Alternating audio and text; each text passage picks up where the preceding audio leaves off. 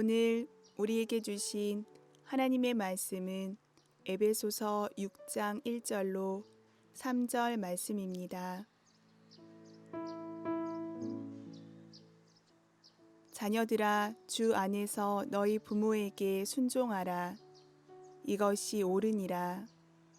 내 아버지와 어머니를 공경하라. 이것은 약속이 있는 첫 계명이니 이로써 내가 잘되고 땅에서 장수하리라. 아멘.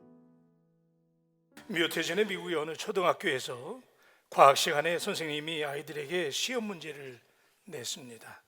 시험 문제는 첫 글자로 영어로 M자로 시작하는 단어 중에서 상대방을 끌어들이는 성질과 힘을 가진 단어를 쓰라고 하는 문제였는데 정답은 magnet, 자석이었어요. 그런데 놀랍게도 무려 85% 이상의 학생들이 답을 mother, 엄마라고 썼다고 합니다. 고민하던 선생님이 마침내 mother이라는 답, 이게 오답이잖아요. magnet, 정답이 자석이었는데 mother이라는 답도 정답으로 처리했다는 일화가 전해져 옵니다. 학생들이 M으로 시작하는 말로서 상대를 끌어들이는 성질을 가진 단어를 mother, 엄마로 기억하는 것은 너무나 당연한 일이었기 때문입니다. 세상에서 가장 아름다운 말을 뽑았는데 1위로 선정된 단어 역시 엄마였다고 합니다. 시인 중에 문정희님이라고 하는 시인이 있는데 보고 싶은 사람이라는 시를 적었더라고요. 제가 얼마나 도전이 되는지. 90셋 하얀 노모가 자리에 누운 지 사흘째 되던 날 멀고 가곤 친족들이 서둘러 모였다. 어머니, 이제 마지막으로요. 이 말은 물론 입 밖에 내지 않고 그냥 좀 울먹이는 소리로, 어머니, 지금 누가 제일로 보고 싶으세요? 제가 데려올게요. 그때 노모의 입술이 잠시 잠에서 깬 노예처럼 꿈틀하더니 엄마라고 했다. 90셋 어린 소녀가 어디로 간지 모르는 엄마를 해지는 골목에서 애타게 찾고 있었다. 인간이 세상에서 태어나서 최초로 들어가는 학교는 어머니라고 하는 사랑의 학교입니다. 따라서 어머니는 최초의 스승이며 최고의 스승입니다. 어머니의 얼굴은 우리들의 교과서였고 어머니의 무릎은 우리들의 교실이었으며 어머니의 말씀은 비타민이고 어머니의 손길은 우리들의 천국이었습니다.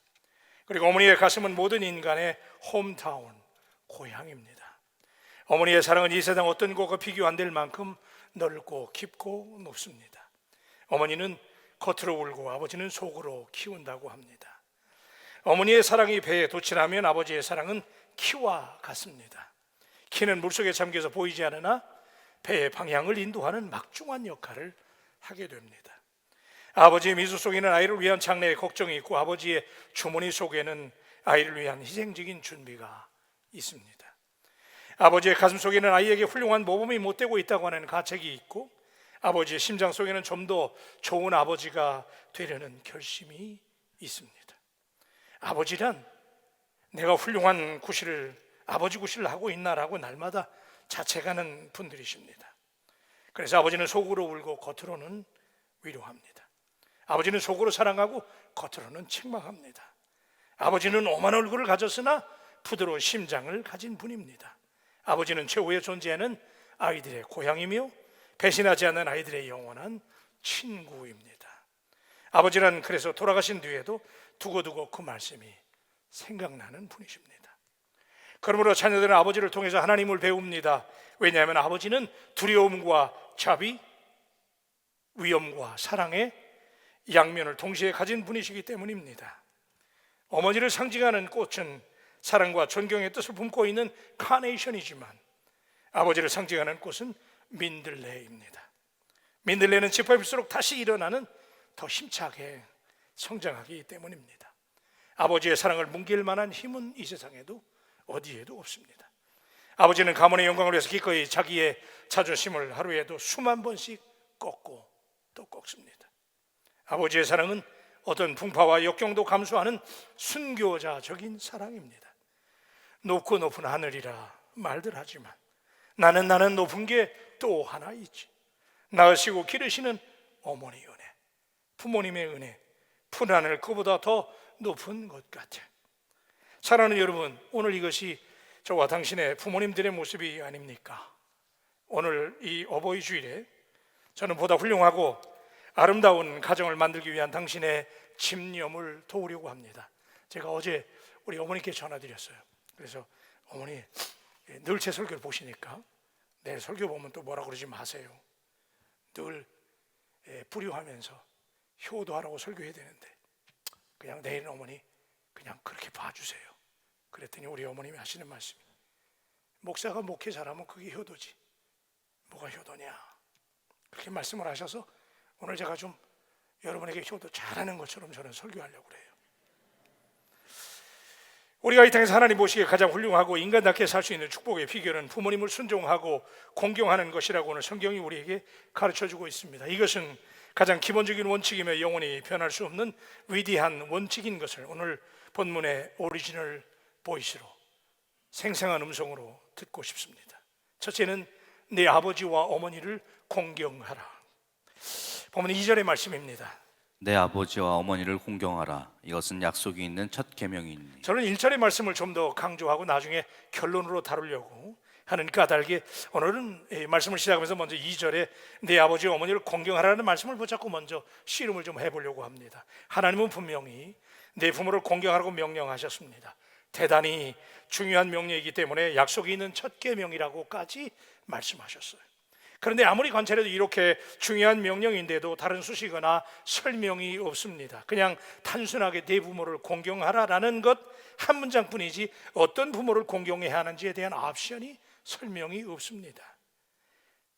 너의 인격적인 부모를, 훌륭한 업적을 남긴 부모를, 출세한 부모를 공경해라라고 말한 적이 없습니다. 그냥 부모이니까 공경하라는 것입니다. 공경할 만한 가치가 있어서 공경하는 것이 아닙니다. 어떤 눈에 띄는 자격이 있어서 공경하라는 것도 아닙니다. 내 부모이기에 그 자체로 존중받을 가치가 있다는 말씀입니다. 솔직히 문제 있는 부모들도 계십니다. 배우지 못한 부모님들도 계신 것도 사실입니다. 대화가 잘 통하지 않는 부모님들도 계십니다. 그러나 성경은 그에 상관없이 단지 내 부모를 공경하라고만 말할 뿐입니다.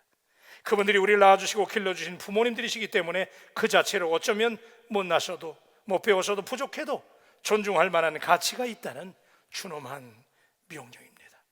절대로 잊어서는 안 됩니다. 작년 가을에 저희 부친께서 천국으로 이사 가셨잖아요. 평생을 목회자로 사셨는데 지금 홀로 남겨진 팔순의 어머니와 함께 늘 저희 자녀들에게 살아생전에 이런 말씀하셨어요. 미안하다.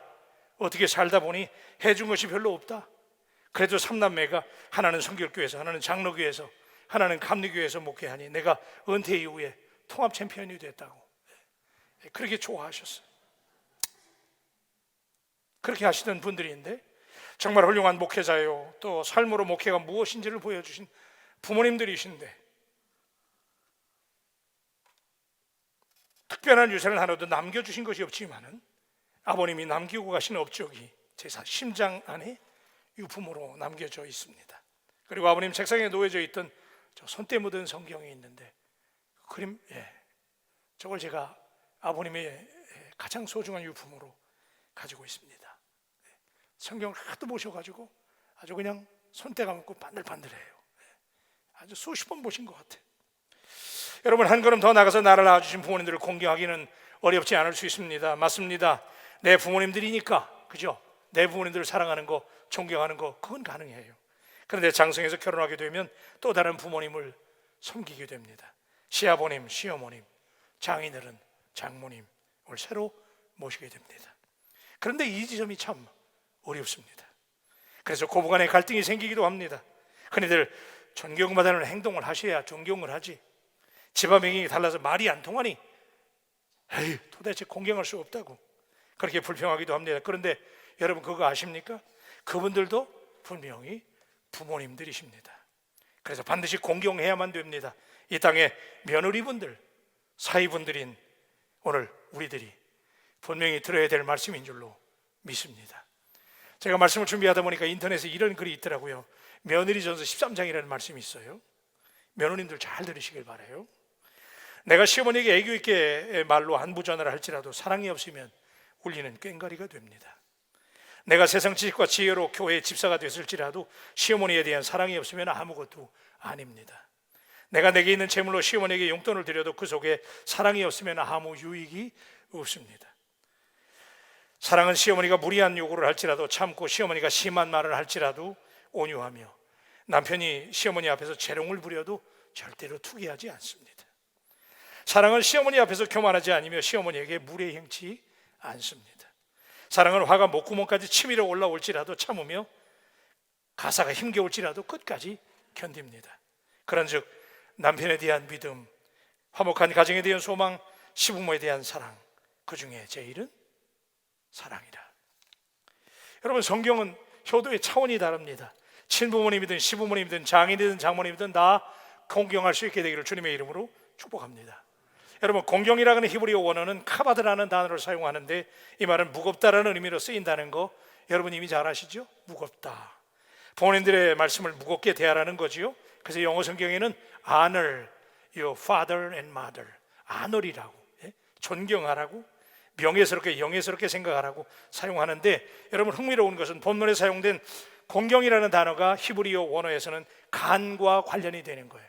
우리 몸의 간. 과거의 히브리인들은 인체의 장기 중에서 간이 제일 무겁다라고 소중하다라고 생각을 했는데, 오늘날 우리식으로는 가장 무겁고 소중한 마음으로 어머니, 아버지를 공경하라는 뜻으로 받아들여야 합니다. 간을 내어드리고 심장을 내어드리는 진정 어린 마음으로 아버지와 어머니를 섬기라는 것이죠. 그분이 하는 말씀을 무겁게 대하라는 것입니다. 당장 오늘 얼마나 양가의 부모님들을 그렇게 무겁게 진중하게 당신이 존경하고 있나요? 여기 여러분 흥미로운 사실이 또 하나 있습니다. 성경을 보면 내 부모를 공경하라고 하는 계명은 있는데 내 자식을 사랑하라는 명령은 아무리 눈을 씻고 찾아봐도 없습니다. 왜 그럴까요? 부모를 공경하라는 명령은 있는데 내 자식을 사랑해라라는 명령이 없어요. 왜 그래요? 굳이 명령하지 않아도 누구나 너무나 자연스럽게 할 수 있는 것이 자기 자식 사랑이기 때문이 아닐까요? 오늘 제가 여러분에게 좀 이 시간에 좀 도전하려고 그래요. 여러분 그 카톡 다 하시죠? 그죠? 문자 보내시잖아요. 그죠?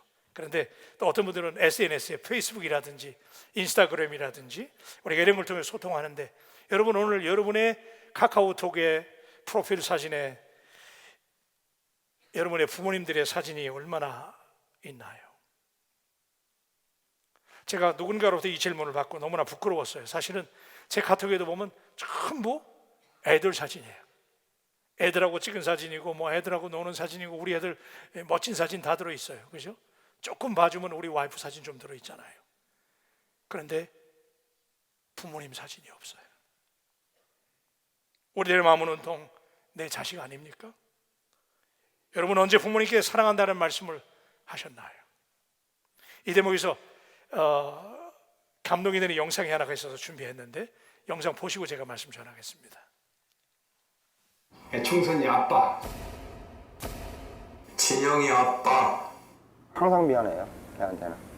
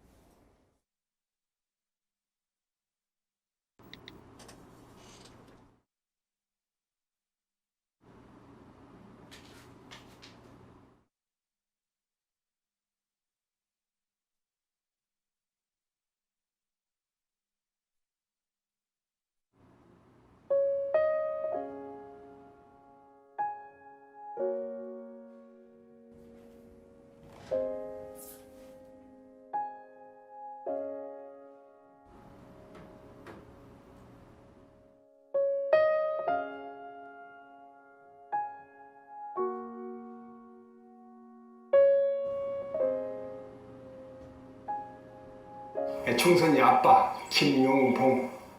난 신왕철 아빠 신현기. 이영근입니다. 큰아들이. 저 영우 아버지 되는 사람입니다. 조유섭 아빠, 진영이 아빠, 성함은 김성복. 생각나지요. 그 아들, 딸 만나다가 아들 가졌는데 요번에도 딸이 못할까 했는데 네 엄마, 아빠, 동생한테 신경 써주고 고맙고. 부모로서 이렇게 뭔가를 충분하게 해줘야 되는데 그런 것도 못 해주고 그래서 참 마음이 아픕니다. 아들이라는 것은 어느 누가 바꿀 수도 없는 것이고 크게 뭐 도와주지도 못했고 했는데 그들이 알아서 잘 커가지고 계속 부족한 게 부모 마음 아닐까요? 죽는 순간까지 그런 제가 그런 마음으로 살고 있어요. 계속 부족한 거예요. 너무 엄하게 했던 게 그게 좀 미안하다. 미안해요.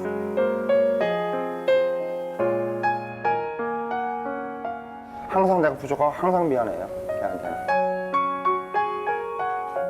미안하다 참. 모든 것이 부족하고 못 가르치고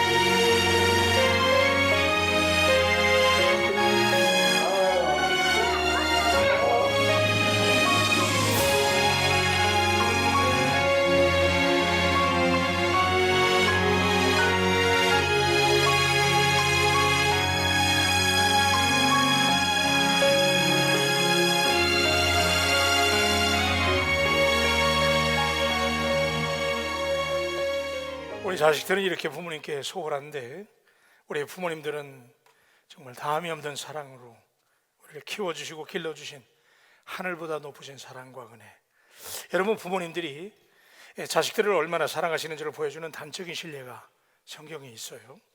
성경에 보면 돌로 쳐 죽여라 라고 하는 명령이 있는데, 예를 들면 아주 무서운 계명이죠. 그런데 안식일을 어기면 죽여라. 안식일을 어기는 게 그렇게 무서운 거예요. 간음한 자들 돌로 쳐 죽여라. 그만큼 악한 죄라는 거죠. 그리고 이에 준해서 부모에게 폐륜한 자녀들도 돌로 쳐서 죽여라. 그만큼 악화되는 거예요. 신명기 21장 18절로 21절에 보면 이렇게 말씀해요. 사람에게 완악하고 패역한 아들이 있어 그의 아버지의 말이나 그의 어머니의 말을 순종하지 아니하고 부모가 징계하여도 순종하지 아니하거든 그의 부모가 그를 끌고 성문에 이르러 그 성읍 장로들에게 나아가서 그 성읍 장로들에게 말하기를 우리의 이 자식은 완악하고 패역하여 우리 말을 듣지 아니하고 방탕하며 술에 잠긴 자라 하면 그 성읍의 모든 사람들이 그를 돌로 쳐 죽일지니 이같이 내가 너희 중에서 악을 제하라. 그러니까 여러분, 부모를 거역하는 폐륜하는 돌로 쳐서 죽이라는 것인데, 실제로 이런 죄들을 범하면 돌로 쳐 죽였습니다. 그것이 엄중한 법인데, 현장에서 가늠하다 죽을 뻔한 여인, 요한복음 8장에 등장하죠. 그죠? 가늠했기 때문에 돌에 맞아 죽을 뻔했어요. 고대 근동에서는 이렇게 공동체를 지키기 위해서 엄중하게 율법을 지켰어요. 그런데 한 가지 놀라운 사실은 부모를 거역한 패역한 자식들은 돌로 쳐 죽여라는 명령이 분명히 나오지만 실제로 그런 폐륜 아들이 돌에 맞아 죽었다는 기록은 없습니다. 그 당시에 부모를 거역하는 폐륜아가 없었을까요? 분명히 있었을 것입니다. 옛날이나 지금이나 못된 폐륜아들은 있었습니다. 그런데 이 명령의 특징은 부모의 고발에 의해서 성립되는 법이었다는 점입니다. 그래서 그 성읍 장로들에게 나아가서 그 성읍 장로들에게 말하기를 이렇게 부모가 고발해야 되는 거예요. 그러니까 부모가 폐륜아를 고발해야 되는데, 이 말은 그 어떤 부모도 폐륜아인 자기 자식을 성읍 장로들에게 고발한 부모가 없었다는 사실입니다. 내 자식이 실제로 폐륜적인 못된 아들이지만 막상 고발하면 돌에 맞아 죽게 되기 때문에 그렇게 고발하는 부모가 단 한 사람도 없었다는 사실입니다. 이것이 부모님들의 마음입니다. 여러분, 누가복음 15장에 등장하는 둘째 아들 탕자 잘 아시죠? 분명히 폐륜아예요. 왜 그래요? 그 당시에 살아있는 부모에게 재산을 달라고 하는 것은 부모를 죽은 것으로 간주하는 아주 못된 폐륜적인 행위였습니다. 부모님이 살아계신데 유산을 달라? 부모님을 죽은 것처럼 취급한 거잖아요. 폐른 아들이에요. 성경대로 하면 돌에 맞아 죽어야 했지만 아버지는 이를 문제 삼기보다는 오히려 그 아들을 기다리고 오히려 잔치를 열어주신 사실을 기억한다면 오늘 부모님들의 사랑을 기억할 수 있는 오늘 이 주일이 되기를 주님의 이름으로 축복합니다. 두 번째는 약속이 있는 첫 계명이라고 그랬는데 오늘 본문 에베소 6장 2절 하반절 말씀을 특별히 더 여러분 주목해 보시기를 바랍니다. 2절입니다. 내 아버지와 어머니를 공경하라. 이것이 약속이 있는 첫 계명이니. Honor your father and mother, which is the first commandment with a promise. 약속이 있는 첫 계명이다. 여러분 바울이 지금 10계명을 인용하고 있는데 그런데 부모를 공경하라고 하는 계명을 약속이 있는 첫 계명이라고 소개하고 있어요. 이게 무슨 얘기예요? 왜 약속이 있는 첫 계명이에요? 원래 10계명을 모세가 하나님께로부터 받을 때는 두 개의 돌판에 받았는데 하나에는 1부터 4계명까지, 하나에는 5부터 10계명까지 있는데 1, 4계명은 하나님을 위한 사랑이고 5부터 10계명은 인간을 사랑하기 위한 계명이잖아요. 그렇죠? 그리고 인간관계에서 지켜야 될 인간 사랑의 계명 중에서 첫 계명으로 주신 명령이 제5계명인데 내 부모를 공경하라는 것입니다. 사실 우리 생각에는 여러분 살인하지 말라라고 하는 것이 가장 중요한 명령 같은데 이보다 부모 공경을 먼저 명령하고 중요하게 다루고 있어요. 왜 그럴까요? 부모님들이 우리에게 생명을 전달해 주셨다는 것입니다. 부모가 없었다면 생명 자체가 존재할 수 없었기 때문에 생명체를 죽이지 말라라고 하는 명령보다 생명을 전달해 주신 부모님을 공경하는 것이 모든 계명 가운데 가장 앞선다는 것입니다. 여러분 약속 있는 첫 계명으로 주신 또 하나의 이유가 있다면 인간관계의 가장 기초적인 관계가 부모 자식 간의 관계입니다. 여러분 인간이 누구나 세상에 출생해서 최초로 맺게 되는 관계가 부모 자식의 관계예요. 이 관계를 통해서 사랑을 배우고 인생을 배우게 됩니다. 따라서 부모를 사랑하지 않은 채 다른 사람을 사랑할 수는 없습니다. 부모도 사랑하지 않으면서 다른 사람을 충실히 사랑한다면 그것은 위선입니다. 부모에게 배운 사랑의 방식으로 다른 이들을 사랑하기 때문입니다. 이것은 아주 분명한 현상입니다.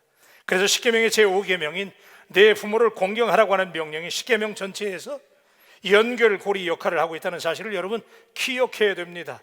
하나님께 대한 1, 4계명과 이웃에 대한 6계명부터 10계명 사이를 연결하는 5계명 중요한 거예요.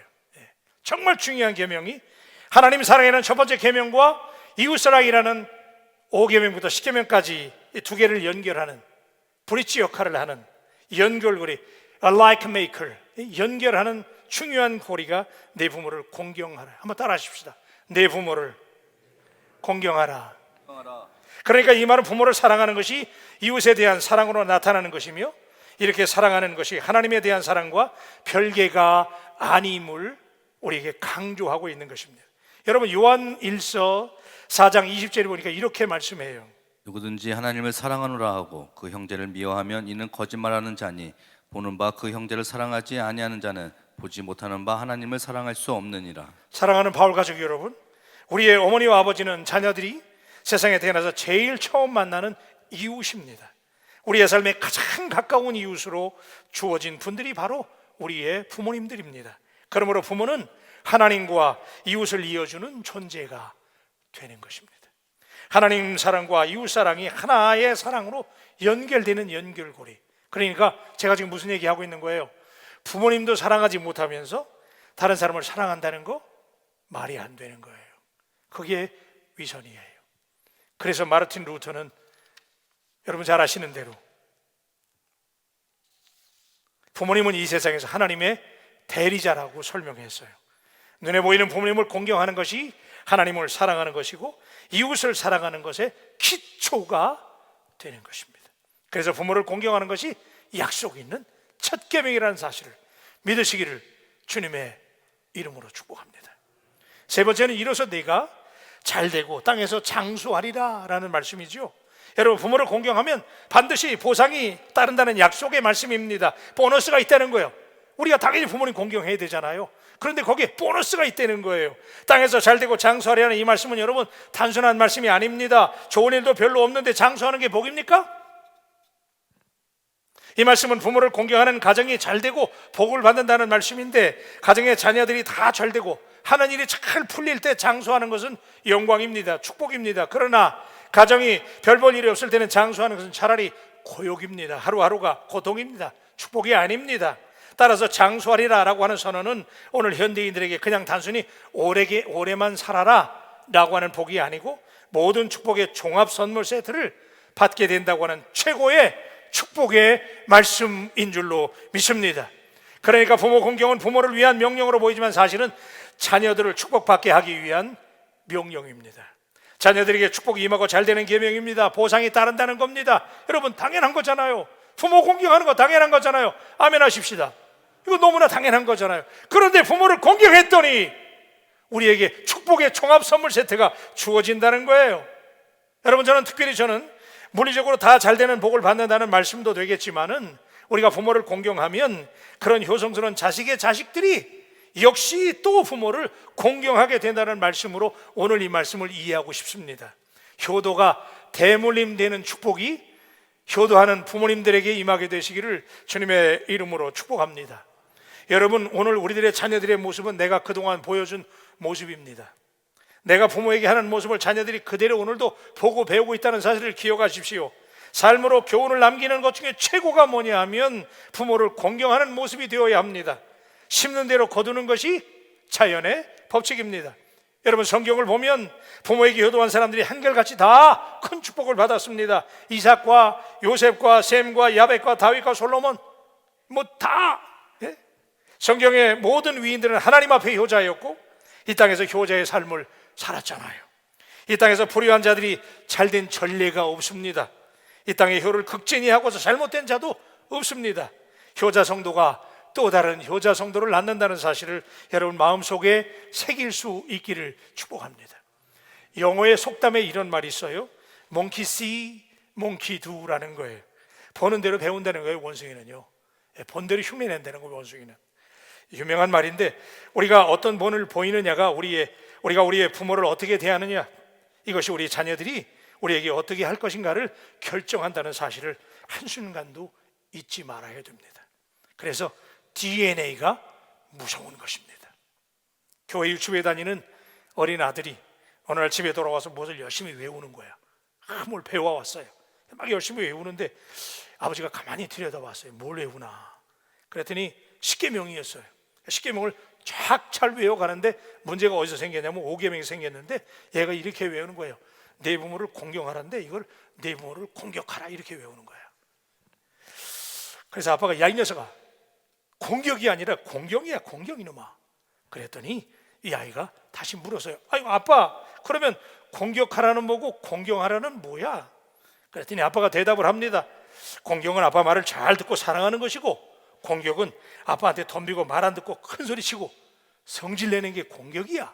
그랬더니 그래서 대뜸 아들이 아빠에게 이렇게 또 대꾸하는 거야. 아, 그렇구나. 그런데 아빠는 왜 할아버지를 맨날 공격해? 그러더래. 여러분, 성경은 말합니다. 사람이 무엇으로 심든지 그대로 거둡니다. 오늘 여러분들의 자녀들이 여러분에게 하는 모습이 여러분이 부모님에게 보여준 모습이에요. 오늘 땅에서 잘 되고 장수하는 축복 임하게 되기를 축복합니다. 네 번째는 아껴두었던 말씀, 주 안에서 순종하라. 여러분, 이 구절에서 분명히 순종과 공경을 구분합니다. 공경은 조건이 없어요. 부모이니까 그냥 무겁게 여기라는 거예요. 그죠? honor your father and mother, 그죠? 존중하라고 그랬어요. 근데 순종에는 조건이 있어요. 기준과 한계가 있더라고요. 뭐예요? 주 안에서 순종하라는 거예요. 여러분, 이거 그냥 놓치지 마세요. 부모를 공경하라는 대목은 조건이 없다니까. 그냥 공경하래. 그런데 순종은 주 안에서 순종하라는 거예요. 세상을 지으시고 그 부모님들을 지으신 하나님에 대한 순종이 우선이라는 거지요. 그래서 주 안에서 순종하는 것은 저는 이렇게 해석을 해요. 주 안에서 순종해야 된다. 그죠? 한번 따라 하십시다. 주 안에서 순종하라. 굉장히 중요한 말씀인데 저는 이 말씀을 부모님을 주님께 인도하는 것이 이 명령을 순종하는 것이라고 믿습니다. 묻습니다. 여러분들의 부모님들이 예수 그리스도를 구세주로 영접하신 분들입니까? 그분들이 지금 복음을 알고 있습니까? 예수 믿습니까? 우리와 함께 옆자리에 앉아서 지금 예배 드리고 계십니까? 오늘이라도 그분의 생애의 마지막 순간을 맞이한다면 그분들이 영원한 천국에 들어갈 수 있는 분들입니까? 내 생명이라도 내어놓고 내 어머니 내 아버지에게 천국을 예수님을 선물하기를 결심하는 것이 주 안에서 부모님께 순종하는 것인 줄로 믿습니다. 이것이 가장 위대한 공경입니다. 남들은 이역만리 아프리카 오지까지 가서 선교하는데 얼굴색이 다르고 말도 통하지 않는 타인종들에게 예수 믿게 하고 천국 가라고 전도하는데 순교적인 각오를 가지고 부모님들에게 예수님을 전해야 되는 거 아닙니까? 이것이 주 안에서 순종하는 것, 최고의 효도인 것을 믿으시기를 바랍니다. 사랑하는 바울 가족 여러분, 이제 저는 말씀에 결론을 맺으려고 해요. 자녀들아 내 부모를 공경하라는 이 계명이 십계명 속에 있잖아요. 그렇죠? 가장 중요한 명령들 중에 포함된, 그죠? 굉장히 중요한 계명인데 그 중에 제5계명 내 부모를 공경하라는 명령만이 가진 특징이 있습니다. 다른 계명들은 언제든지 마음을 고쳐 먹으면 다 지킬 수 있는 명령입니다. 그러나 내 부모를 공경하라는 계명은 시한부 계명입니다. 유효기간이 정해져 있는 명령입니다. 아무 때나 언제든 마음대로 지킬 수 있는 명령이 아닙니다. 여러분 좋아하는 말로 바꿔서 말씀드리면 time sensitive, 시간제 명령이에요. 장담할 수 없어요. 시간이 많이 없을지도 몰라요. 어느 날 갑자기 기회를 잃을 수도 있어요. 그래서 오늘 당장 따라하십시다. 오늘 당장. 여러분 시간이 기다려주지 않아요. 저도 아버지가 가시고 나니까 좀 더 전화해 드릴 걸. 그 아버지가 너무너무 그리워요. 그 아버지에게 사랑한다고 말씀해 드릴 걸. 여러분 time sensitive, 이 명령만은 시간제 명령이에요. 지금도 시간이 지나가고 있어요. 후회하지 마시고 오늘 어머니 아버지의 손을 잡아드리고 전화해드리고 공경하고 예수 믿게 할 수 있도록 결심하는 오늘 이 주일이 되기를 주님의 이름으로 축복합니다.